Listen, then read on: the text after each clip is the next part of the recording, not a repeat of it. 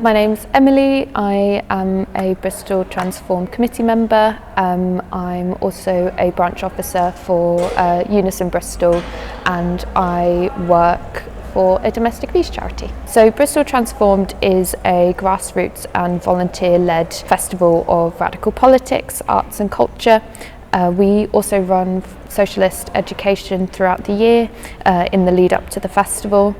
And this includes things like book launches, workshops and reading groups. So the stalls that we have are mainly local, so it will be grassroots organisations that are organising or operating in Bristol that fit the sort of aims of the campaign, which is to connect people who are interested in left politics or doing left politics. So this is the 6th festival we've had. We run them annually, and it's just increasing, I think, in numbers each year. We're expecting around 500 people to attend this weekend.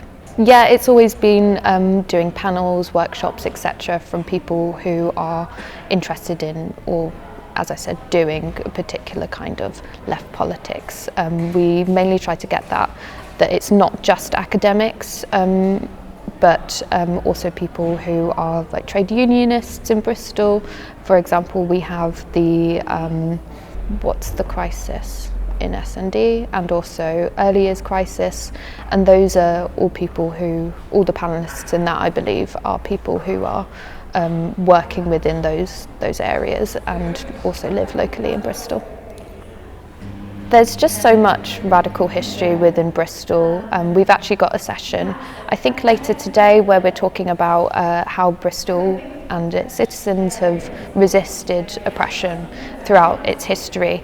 And I think that's why people are interested in coming to this festival, to learn more about that. And people who seem to come to Bristol are very appreciative of that history and also want to enact that history as well. Like we saw in August last year, the far right protests, there were so many Bristolians who came down, including myself, to fight against that, and that's just what Bristol seems to stand for.